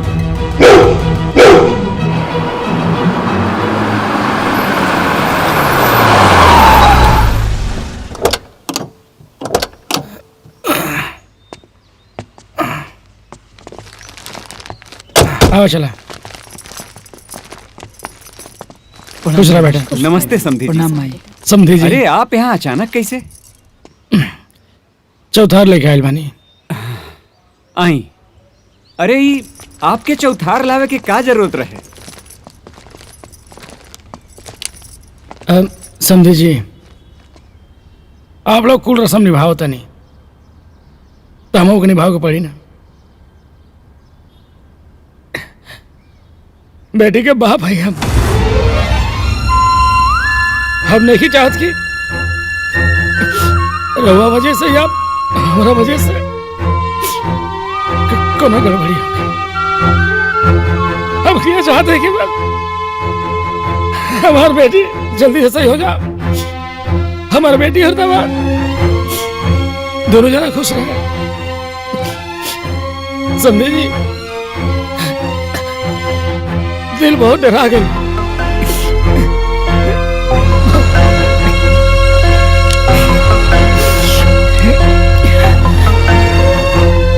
जैसे भी आप भाई रहे तो कहाँ बड़ी। हाँ आई अंदर बा, आई अंदर बा।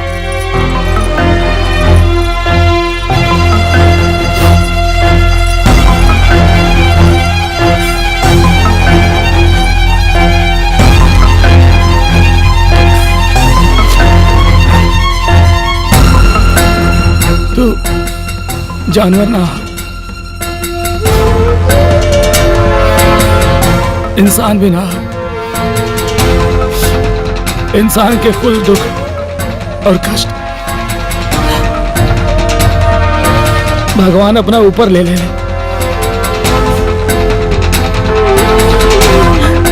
हमरे खातिर तो भगवान हो, भगवान,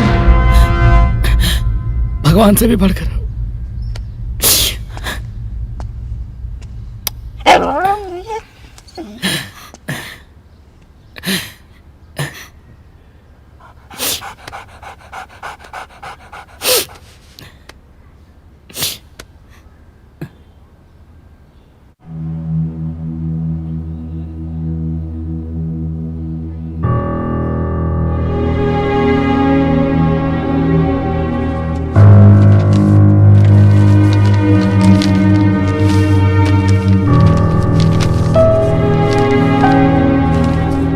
मैडम जी, कायल बा रिपोर्ट में, और अभिलाषी की हालत कैसन बा?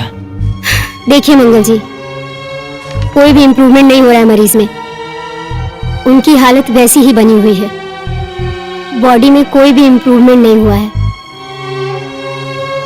केस और क्रिटिकल होता जा रहा है। अगर आपकी आज्ञा होगी तो हम मिलाई उनसे। जी मिल लीजिए।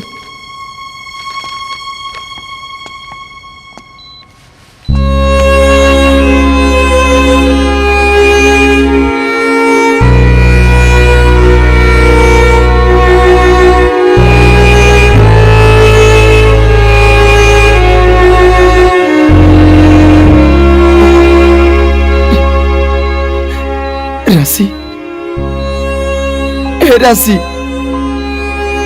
सुनो ना राशि। अरे तू एजा लेटल बड़ू और हो जा तुहार सबत घरे आ गई लो। उठा ना, कुछ बोलत काहे नहीं खू। जानता रू ना बहुत सुंदर बिया, एकदम खूबसूरत सब हीरोइन फेल हो जाए ओकरा सामने। तो के विश्वास नहीं करना होत? रुका एक मिनट, तोरा के फोटो देखा होता नहीं। रुका, हाय देखा, देख आँख खोला, देखा कितना सुंदर भी है। हाँ देखा ना, देखा ना कितना सुंदर भी है। एक के देख के ना हमके ही गाना याद आवेला, जैसन सोचले रानी ओइसन धनिया मोर बाड़ी, सावर न गोर बाड़ी। देखो ना, अरे एक बार आँख खोल के देख तला राशि। अच्छा एक बात तो के बतावे के बा, तो के मालूम बा हम ओकरे साथे ना सात फेरा लेके, सातों वचन लेके, पूरा रीति रिवाज के साथ ओकरा के घरे लेके आनी। कलश पर पैर मार के ओकर गृह प्रवेश भी भइल, अब मुंह देखाई भी भइल ओकर। मजे के बात ही बाकी तोहर बाबूजी चौथ लेके आयल रहलन। और तो के मालूम बा सवेरे सवेरे ना ओकरे भजन से हमर माई बाबूजी जागलन। लेकिन तू बिल्कुल चिंता मत करियो,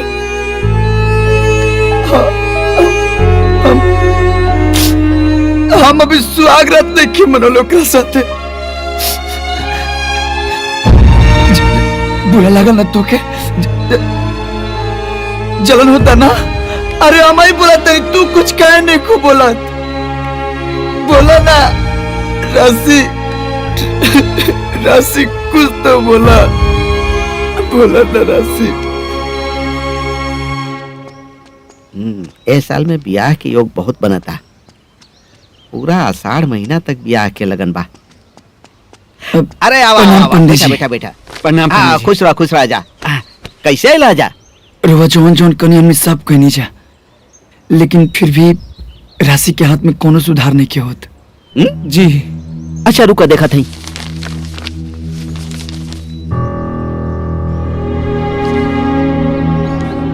का उपाय कैला जा? रोवा कल ना गृह प्रवेश, मुंह दिखाई के रस्म, और यहाँ तक कि सुहागरात के दिन भी हम ओही रूम में सुतल रहनी। हाँ तो बहु भोज करावला। बहु भोज अबला हो गेल ना चुप। बहु भोज तो होइबे ना कल, कुल रस्म में बहु भोज आवेला भैया ना। अब ज्यादा से ज्यादा 21 ब्राह्मण और कम से कम 7 ब्राह्मण के खियावे के पड़ी, और सबके दान दक्षिणा भी देवे के पड़ी। सबके सोना वोना तो ना दे पाइबा, हमके दे दिया, हम सब संभाल ले, बाकी सबके क्या पियादा। ठीक बा पंडित जी। ठीक बात, हम बाबनन के लेके आवता नहीं। ठीक बा जी। चला चला बहु भोज के लोग तैयारी करा भाई। चलो बेटा, चलो थे पंडित जी, प्रणाम। हाँ खुश रह जा। खीर और बनवा दिया? अरे नहीं बस। अरे बस बस बस बस, रहता हो गए। अरे 2 पूरी दो। हाँ अरे हो गए भाई बस। हमारी भाई बेटा पकवान तो बहुत बढ़िया बना दे दो। हाँ दा।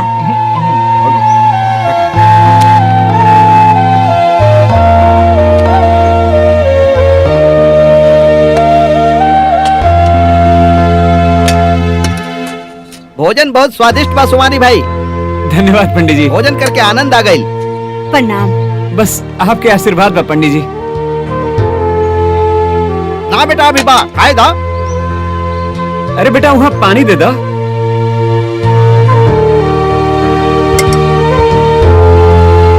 पकवान बहुत बढ़िया बनल बा।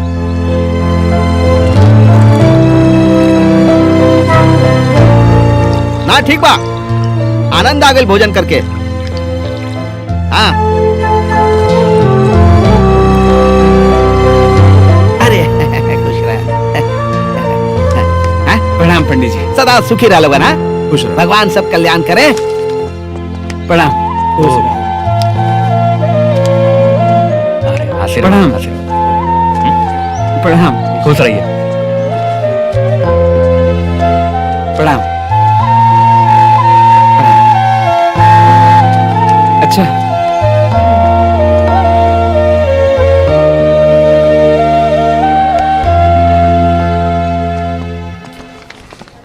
प्रणाम मैम।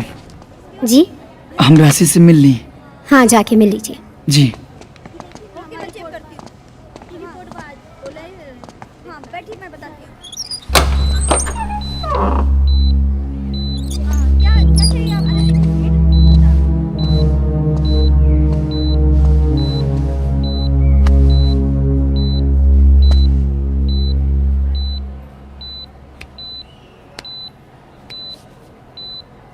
जानता हूँ राशि, आज बहु भोज रहा और पहला बार ऐसा भइल कि बहु भोज में बहु खाना ना बनौली, हलवाई खाना बनौला सा। और सब पंडित जी लोग एकदम मस्त जमा के खाना खाइला लोग, अंगूरी चाटत रह गया लोग। अब जब जात रहे लोग तो वो लोग के दान दक्षिणा देख के आशीर्वाद भी लेनी है। बस भगवान करस तू जल्दी से ठीक हो जा।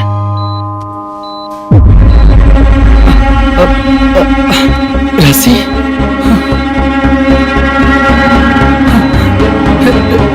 राशि, doctor, doctor, doctor, doctor, madam, madam जी, हम चलने राशि आई जल्दी।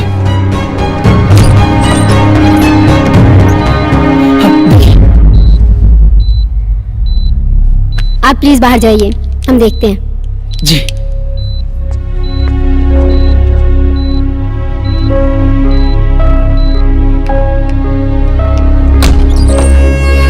ये पकड़ो जरा। इम्प्रूवमेंट हुई है, अच्छी बात है। अभी हम नई रिपोर्ट निकाल कर देखेंगे, उसके बाद हम आपको बताएंगे। आप घर जाइए। ध्यान रखिएगा। नर्स, तुम पेशेंट की नई रिपोर्ट निकालो। बाबूजी। हाँ बेटा। जानता हूँ माई, आज राशि पलक झपकली, ऐसा लगता कि पूजा पाठ के असर होता। आज करवा चौथ के व्रत हा, अगर बहू ठीक रहती तो दोनों आदमी व्रत रहती जा। अरे सुमारी भाई। अरे पंडित जी आए। अरे खुश रह जा, खुश रह जा, खुश रह जा। अरे का करी भाई, आवे के पड़ल। पैसा ले बानी, ग्रह उतारे के ठेका ले बानी, सब ध्यान रखे के पड़ेला ना। यह बतावे आइल बानी कि आज करवा चौथ बा। पंडित जी पता बा कि आज करवा चौथ बा? हाँ पता बाता बेटा, सवेरे से कुतिया दुल्हन के कुछ खियोले पियोले ना बड़ा, काहे कि करवा चौथ के व्रत आज कुतिया दुल्हन के भी रखे के पड़ी और राशि खातिर तो के भी रखे के पड़ी। लेकिन हमके चली हम तो रख लेम, लेकिन ये इंसान थोड़ा नहीं है कि समझा बुझा दिया जी कि तू आज मत खो। अरे मानी घर में घूमत फिरत कुछ खा ले तब। अरे भाई आज पूरा दिन तू लोगों ने के बांध के रखा और ध्यान रखिया जाके कुछ खाए पिए ना पावे, कौनो चूक ना होके के चाहे भाई, ना तो बाद में हमके दोष मत दिया भाई। अच्छा प्रणाम पंडित जी। खुश रहा लोग।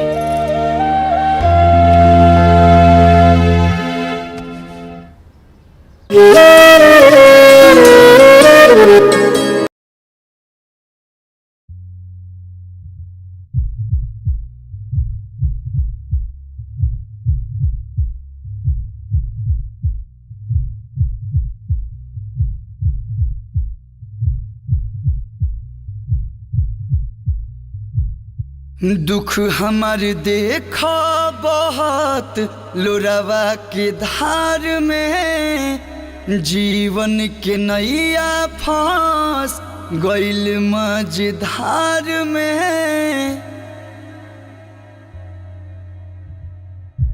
दुख हमारे देखा बहुत लोरावा के धार में, जीवन के नैया फांस गइल मझधार में। महतून का सोझाया के खड़ भी आसान से, हमर जान के जिया दो चंदा कही के भगवान से। कदा ये एहसान चंदा कही के भगवान से।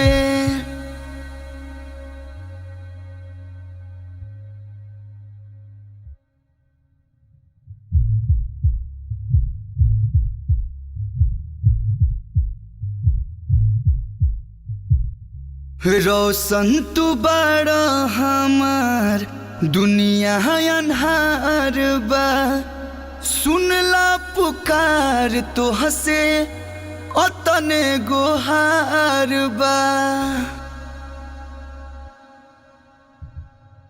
रोशन तू बड़ा हमार दुनिया अन्हार बा, सुनला पुकार तो हसे अतने गोहार बा। भेज दा फरिश्ता कवनो एगो आसमान से, हमर जान के जिया दो चंदा कही के भगवान से। कदा ये एहसान चंदा कही के भगवान से।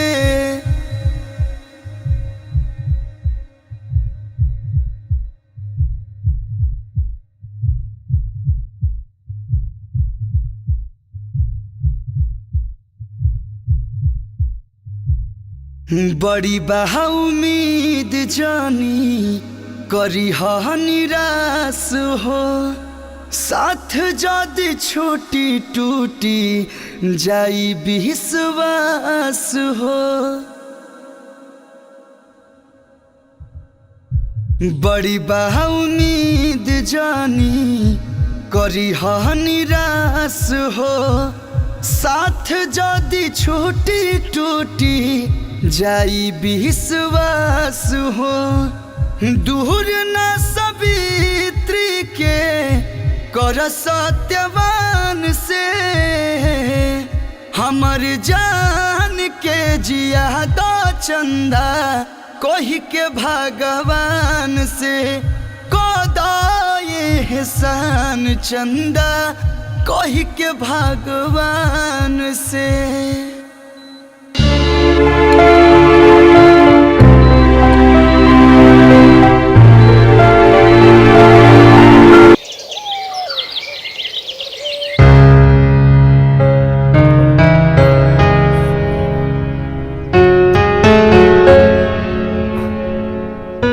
भाई साहब एक बात बताइए, इसकी ऐसी हालत कैसे हुई?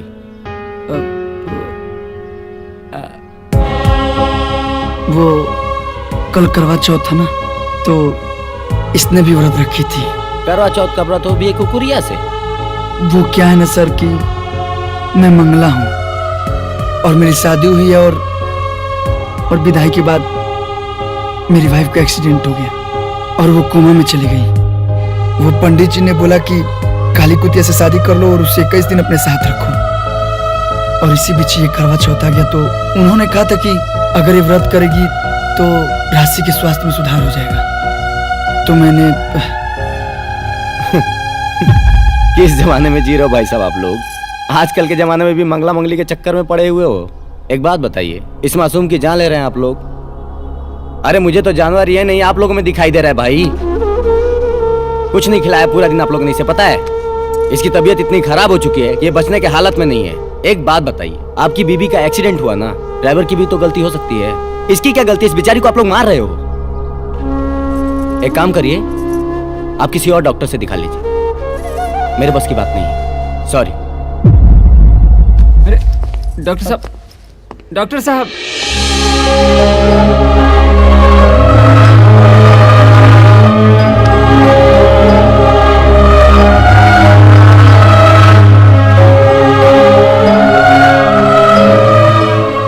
डॉक्टर साहब सही कहलन। ये जानवर ना अपना स्वार्थ खातिर हमनी के जानवर बन गए बन जा। ये मंगल ग्रह एकर जान ले या ना ले, लेकिन हमनी के जाने कर जरूर ले ले जा। अरे राशि के जान बचावे खातिर एगो बेजुबान के जान ले कहां से उचित बा बाबूजी? विधि के विधान क्यों नहीं मिटा पोले? तो हमारा किस्मत में जोन हुई वो हमके मंजूर बा। हम एकरा के और अब कष्ट नहीं के दे सकत। आज से एकरा के हम आजाद करतन, जातनी छोड़े।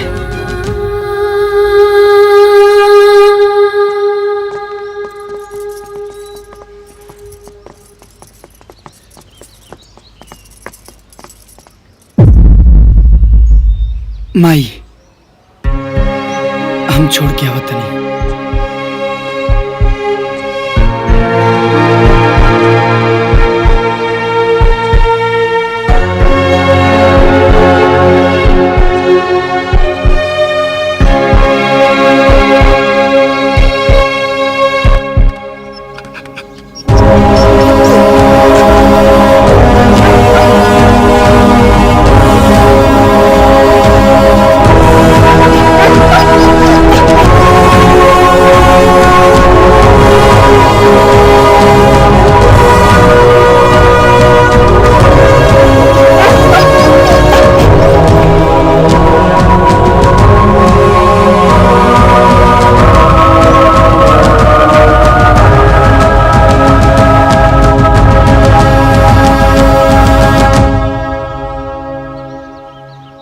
देख लो माई, बंधन से खुलते ही लगता क्यों कर के नया जिंदगी मिल गई।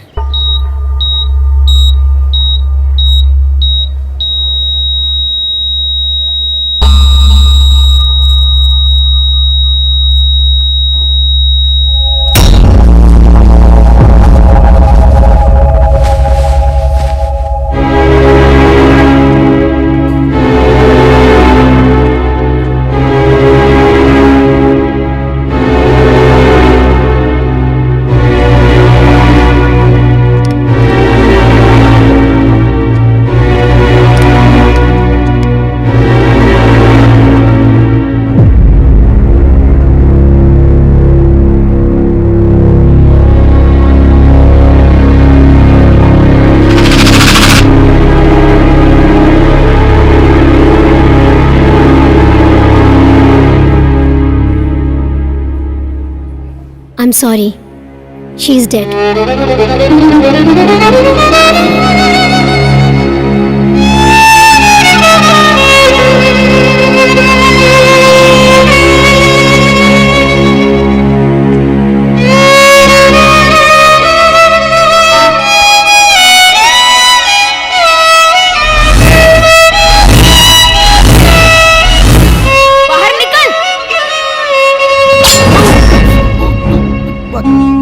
तलवार लेके आई लो खुबू।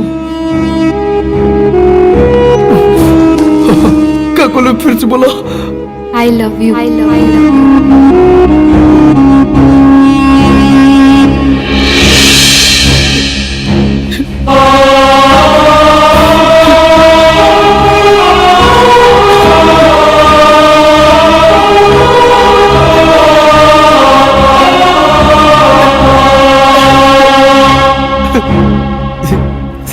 जैसे लोग कहा था कि जिकरा में मंगल दोष होला,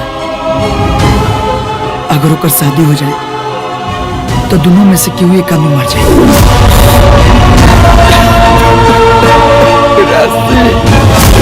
अगर आपकी दुल्हन बनके एक पल भी जी ली हनीना, तो वो पल एक सदी के बराबर होगी।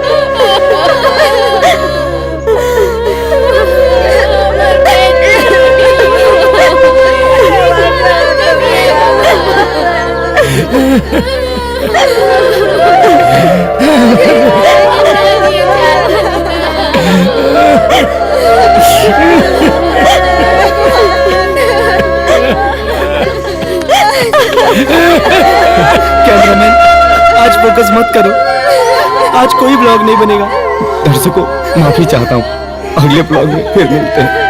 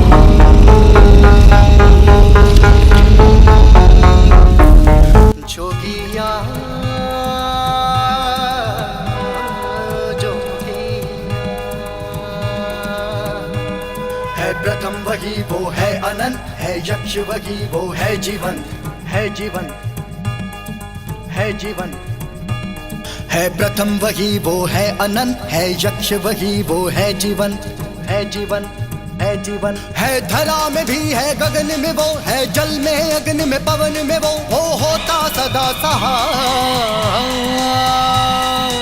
ओम नमः शिवाय हरि ओम नमः शिवाय ओम नमः शिवाय हरि ओम नमः शिवाय ओम नमः शिवाय हरि ओम नमः शिवाय।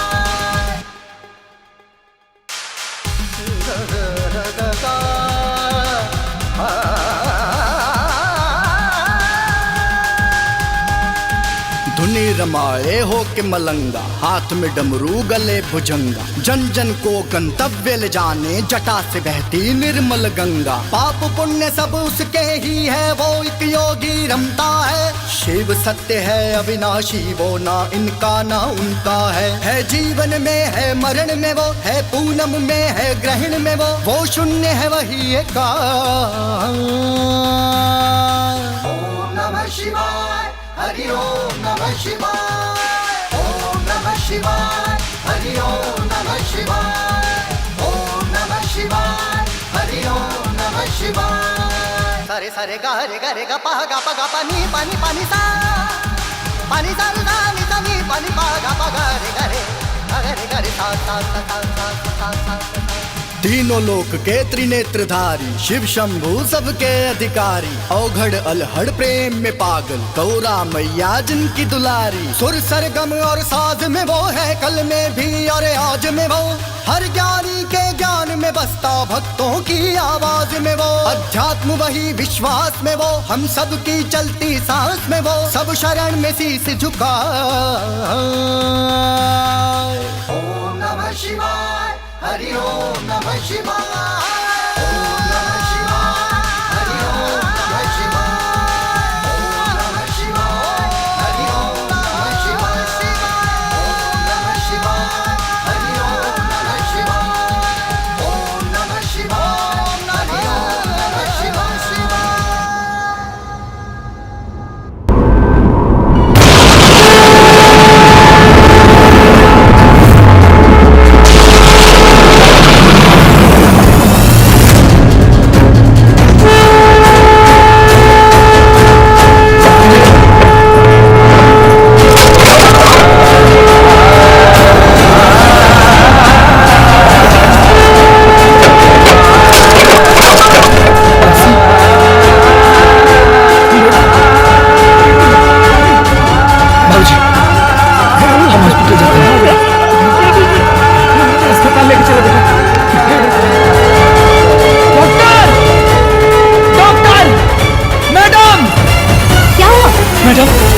सांसें चल रही है। इन्हें जल्दी आईसीयू में लेके आइए।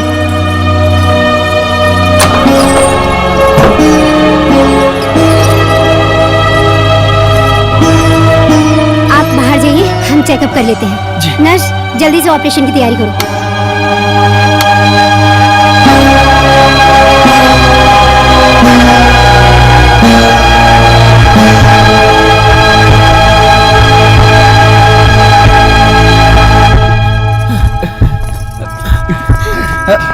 काबिल बाबू, वो ट्रीटमेंट चलाता है।